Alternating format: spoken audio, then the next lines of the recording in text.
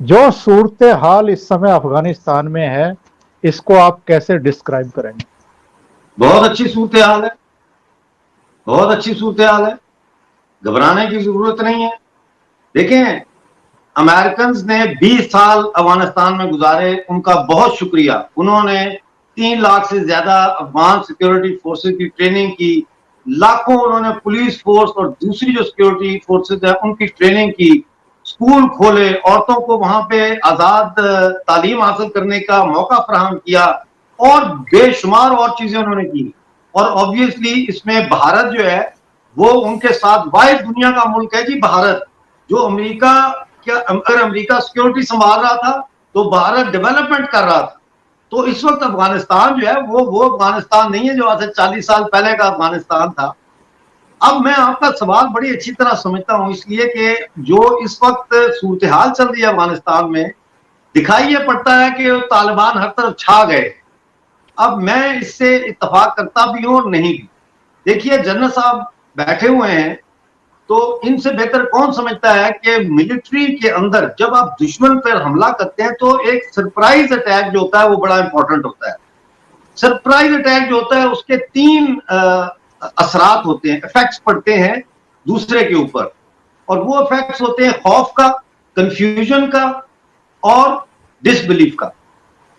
अब शुरू में किसी को यह तवक्को नहीं थी कि तालिबान जो है वो मुज़ाकरात की टेबल से अचानक उठकर बंदूक उठाकर नॉर्दर्न अफगानिस्तान के वो इलाके जहां पे खूनों की है उन इलाकों में वो पेशकदमी करेंगे, और वहां पे लोग भी तैयार नहीं थे, सेना भी तैयार नहीं थी। तो उन्होंने ये सरप्राइज अटैक्स करके एकदम से 40-50 डिस्ट्रिक्ट्स पे कब्जा कर लिया।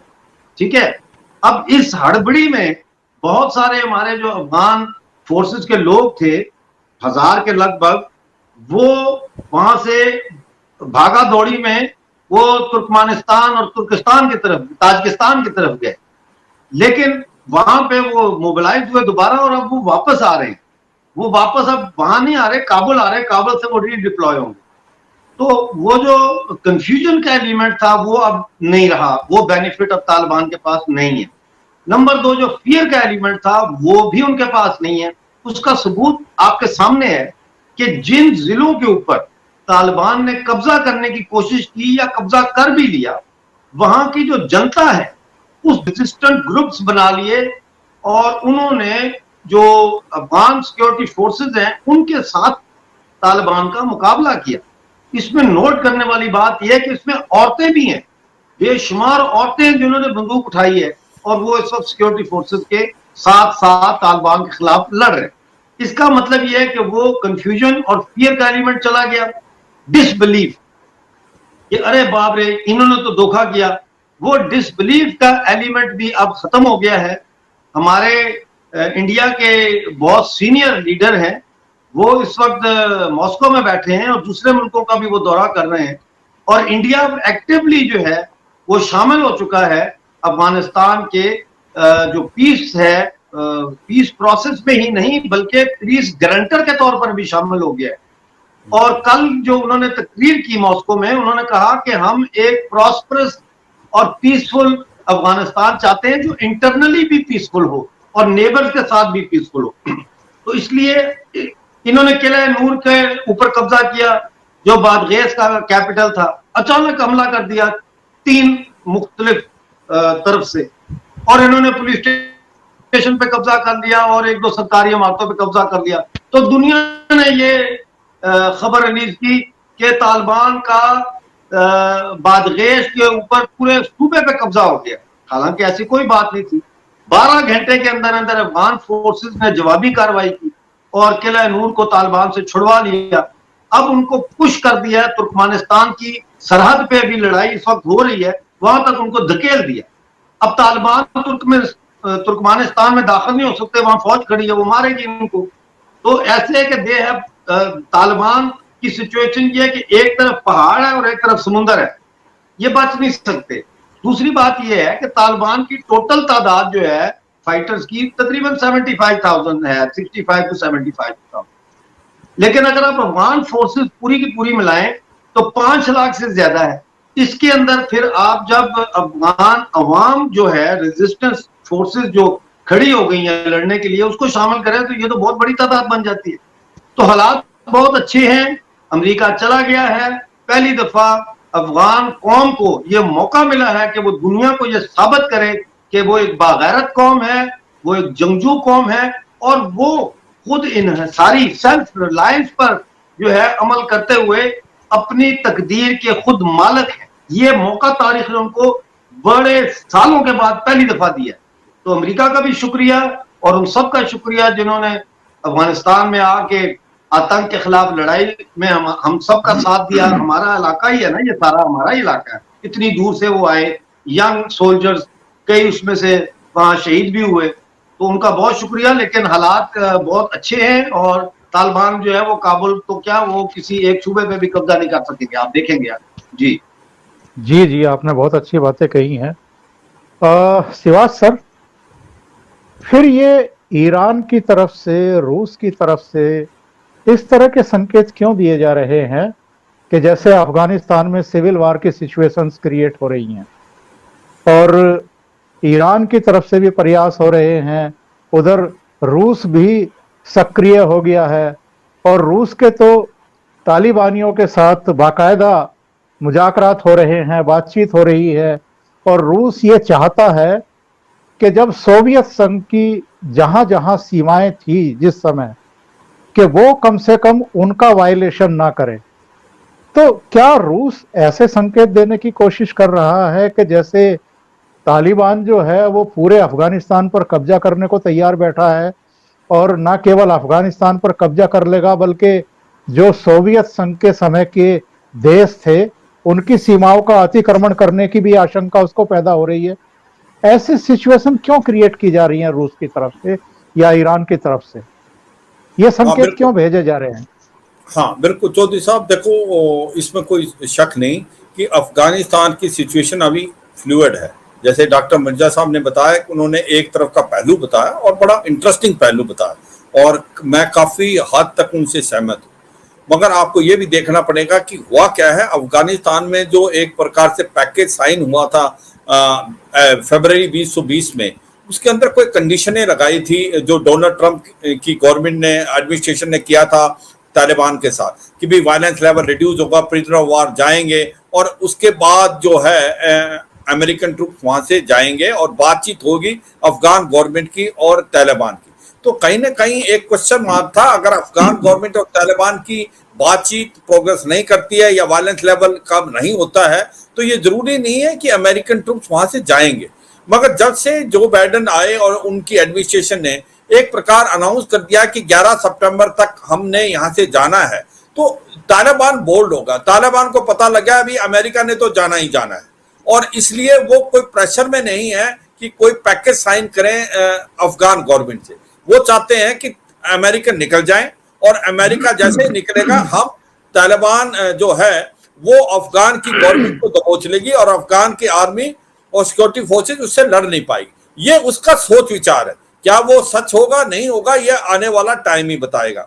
अभी सिचुएशन ऐसी है कि ये सच है कि अभी अमेरिका वहां से निकल जाएगा और अमेरिका ने, जो बाइडेन ने 2-4 बातें बड़ी अच्छी बताई हैं। उन्होंने बोला कि भाई हमारा मुद्दा मिलिट्री एम था कि अल कायदा को एक तरीके से हमने नकारा करना और वो जो थ्रेट 9/11 पे की थी अमेरिका में वो आगे ना हो, वो किसी हद तक उन्होंने सक्सेस कर लिया है। और development of Afghanistan was never a political oblique military aim of US, दैट ये भी बड़ा क्लियर कर लिया है। तो ऐसे में अभी जो अमेरिका जा रहा है और तालिबान जो अफगान गवर्नमेंट से बात करने के लिए तैयार नहीं है और अपना वायलेंस लेवल बढ़ा रहा है और जो ये एक इनका स्प्रिंग ऑफेंसिव है उसमें भी बढ़ोतरी कर दी है, तो सिचुएशन काफी फ्लूइड लग रही है और नाजुक लग रही है। ये मैं बात समझता हूं कि अफगान गवर्नमेंट और अफगान आर्मी इतनी कमजोर नहीं है जितनी कई बार हम और आप सोच रहे हैं या दूसरे एनालिस्ट बोल रहे हैं। क्योंकि सच्चाई यह है कि अमेरिका 20 साल के करीब था और अफगान की जो आर्मी है, सिक्योरिटी फोर्सेज है, उसकी ट्रेनिंग भी हुई, उसको इक्विपमेंट भी मिला है और वो अमेरिकन आर्मी के साथ मिलकर तालिबान से लड़े हैं। तो ऐसे में उनकी ट्रेनिंग भारत ने भी कराई है, उनकी आर्मी की भी और पुलिस की, तो वो मुकाबला कर सकते हैं तालिबान का। बस एक चीज की कमी है, वो है एयर सपोर्ट की। अगर अमेरिका उनको एयर सपोर्ट देता है और वो कहीं ना कहीं बेस बना लेता है, या तो पाकिस्तान में या सेंट्रल एशियन स्टेट की और किसी देश में, या आप अपने एयरक्राफ्ट कैरियर जो है वो समुद्र में लगाता है, अगर वो अगले 1-2 साल तक इसको एयर सपोर्ट देता है, तो अफगान की फौज के अंदर इतनी काबिलियत है, वो तालिबान का मुकाबला कर सकते हैं, और तालिबान से उनकी स्ट्रेंथ भी ज्यादा है। और ये मैं बिल्कुल सहमत हूं। और अभी अगर आप डेमोग्राफी देखें अफगानिस्तान की, तो उसके अंदर 42% पश्तून है और 27% ताजिक हैं, और 8% जो हैं हजारा हैं, और 9% उज्बेक है। इसका मतलब पश्तून जो है वो मेन है आपके तालिबान में। ये जो ताजिक वगैरह है ये नदन प्रोविंस में है, जहां पर अभी इन्होंने एकदम अटैक किया है, और एक ये जो सरप्राइज एलिमेंट जो तालिबान ने किया है, और उससे कुछ जो अफगान सोल्जर थे वो ताजिकिस्तान की तरफ चले गए, और बड़ा ठीक बोला मिर्जा साहब ने, वो वापस आए, क्योंकि काउंटर ऑफेंसिव भी किया अफगानिस्तान की फौज ने, और 200 से करीब तालिबान को मार गिरा। यह भी एक सच्चाई है। तो मेरा अभी हो क्या रहा है कि एक सिचुएशन बड़ी फ्लूइड हो गई है, और एक सच्चाई है कि तालिबान जो है वो सीरियस नहीं है बातचीत करने को अफगान गवर्नमेंट। वो मौका देख रहा है कब अमेरिकन ट्रुप जाएं और हम किस प्रकार से कब्जा करें, क्योंकि तालिबान एक ऐसा है कि वो डेमोक्रेसी में बिलीव नहीं करता, वो इलेक्शन लड़ना नहीं चाहता, वो पावर को ग्रैब करना चाहता है, वो पावर को शेयर नहीं करना चाहता। तो ये हमें समझना पड़ेगा। अभी इसके 4-5 पहलू हैं। अब जो बातें हैं कि जो अगर अफगानिस्तान के अंदर सिचुएशन फ्लूइड है, अगर सिविल वॉर टाइप सिचुएशन होती है, तो अगर शांति नहीं होती अफगानिस्तान में, तो वो एक अफगानिस्तान के रीजन का जो इलाका है चारों तरफ, उसमें भी इंपैक्ट होगा। चाहे वो रूस है, चाहे वो चीन है, चाहे वो भारत है, चाहे वो पाकिस्तान है, चाहे वो ईरान है, चाहे वो सेंट्रल एशियन स्टेट्स हैं, इनके ऊपर भी इंपैक्ट होगा, और अलग अलग इंपैक्ट हर देश अपने हिसाब से देख रहा है। अभी जैसे चीन जो है, जिस तरीके से पहले बड़ा खुश था कि वो तालिबान आ जाएगा, तो वो उसको अपना जो चाइना पाकिस्तान इकोनॉमिक कॉरिडोर से वो जो है बेल्ट रोड इनिशिएटिव अफगानिस्तान ले जाएगा, फिर ईरान ले जाएगा, और फिर वहां अफगानिस्तान में वो जो रिसोर्सेज हैं उनको भी एक्सप्लॉइट कर पाएगा। मगर अभी उनको भी एक बड़ा जो एक प्रकार की चिंता हो गई है, क्योंकि जो ईस्ट तुर्कमेनिस्तान इस्लामिक मूवमेंट है, जो किसी हद तक एक प्रकार से इनको टेररिस्ट ऑर्गेनाइजेशन डिक्लेयर कर रखा था 2002 में, 2020 में डोनाल्ड ट्रंप ने वो चीज उठा ली थी, वो अभी है ईस्ट नदन अफगानिस्तान में, और वो अब दोबारा रिवाइव हो सकती है। और चीन को बड़ा डर है कि जो सिंगजांग प्रोविंस में विगर मुसलमान हैं वो रेडिकलाइज हो सकते हैं। तो वो एक डर इनको बहुत ज्यादा सता रहा है कि अगर तालिबान सिविल वार जैसी सिचुएशन अफगानिस्तान में होती है तो चीन को ये नुकसान। और दूसरा, चीन को सबसे बड़ा डर यह है कि जो बेल्ट रोड इनिशिएटिव की 6 सिल्क रोड है, वो 6 सिल्क रोड में से 4 सिल्क रोड सिंगजांग प्रोविंस से जाती है। अगर इस टाइप की situation east Turkmenistan Islamic movement होती है तो वो भी उनके ऊपर इंपैक्ट करेगा। तो चीन को भी चिंता है। और इसी प्रकार से अब भारत ने एक बड़ा पॉजिटिव रोल खेला है। भारत ईरान और रूस के साथ मिलकर एक बड़ी प्रतिक्रिया कर रहा है कि जिससे पॉजिटिव इंपैक्ट हो और बातचीत हो। अभी आप देखें कि ईरान के अंदर भारत के पहले doctor S Jaishankar external affairs minister गए, वहां पर वो इब्राहिम रियासी से भी मिले जो प्रेसिडेंट इलेक्ट हैं। और आज ही खबर आ रही है कि प्रेसिडेंट इलेक्ट ने भारत को न्योता दिया है कि जब वो 5 अगस्त को पावर लेंगे तो वो भारत के जो प्राइम मिनिस्टर या प्रेसिडेंट आए। तो ऐसे में ईरान को हमने साथ लिया है, ईरान के साथ बातचीत की है। और उसके बाद हम रूस में गए हैं डॉक्टर एस जयशंकर।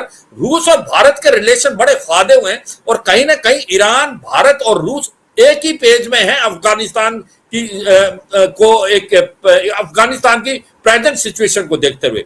तीनों चाहते हैं कि शांति आए, वहां पर सोवरेनिटी आए, डेमोक्रेटिक सिस्टम आए। और ये जो अभी तालिबान और की जो एक पार्टी है डेलीगेशन, वो पहले ईरान में गई और अब वो रूस में है। तो कहीं ना कहीं ये बातचीत हो रही है, और वो बातचीत का मकसद ये है कि कोई नतीजे में पहुंचा जाए कि तालिबान को बिल्कुल खाली हाथ नहीं छोड़ना। क्योंकि तालिबान को भी मालूम है कि अगर वो पावर में आता है तो वो उसका सर्वाइवल डिफिकल्ट हो जाएगा। ये अभी 1996 से 2001 नहीं है। अगर कोई भी देश उसके साथ नहीं है, कोई उसको मानता नहीं है, तो वो एक प्रकार सर्वाइव करना इकोनॉमिकली उसके लिए मुश्किल है। और दूसरा, जो आज अंदर जो पब्लिक है वो भी अगेंस्ट है तालिबान रूल से, क्योंकि उन्होंने 20 साल डेमोक्रेसी के फायदे देखे हैं, वुमेन एम्पावरमेंट देखी है, वहां पर जो माइनॉरिटी कम्युनिटीज, उसके बाद बच्चे स्कूल में जा सकते हैं, लड़कियां स्कूल में जा सकती हैं।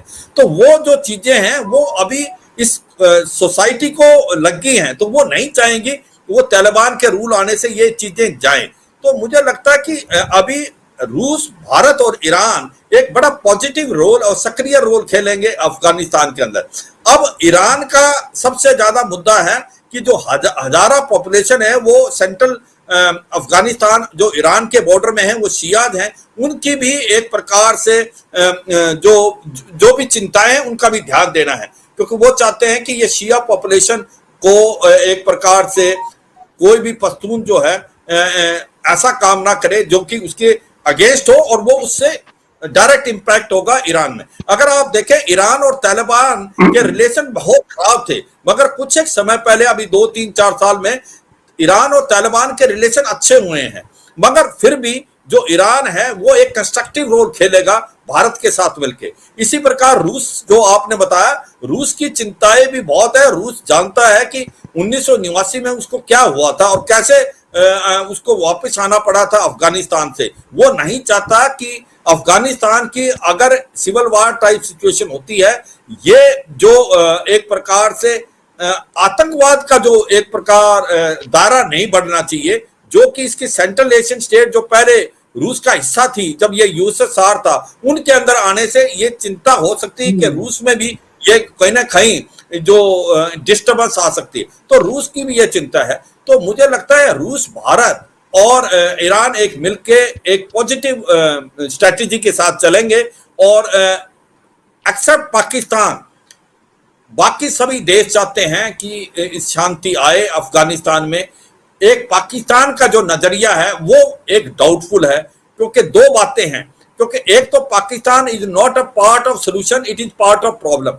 अभी वो तालिबान को जो है एक प्रकार से सपोर्ट दे रहा है, लॉजिस्टिक सपोर्ट भी, ट्रेनिंग भी, वेपन, अम्यूनिशन, और उसका एक ही मुद्दा है कि भारत का कोई रोल ना हो। ये एक नकारा रूप है, उसके कारण सारी प्रॉब्लम हो रही है। तो मुझे लगता है पाकिस्तान को अगर छोड़ दिया जाए और किसी हद तक चीन, भारत, ईरान और रूस तीनों मिलके काफी पॉजिटिव रोल अपना सकते हैं अफगानिस्तान के अंदर पीस आने के लिए, जब अमेरिकन ट्रुप वहां से जाते हैं। चौधरी साहब।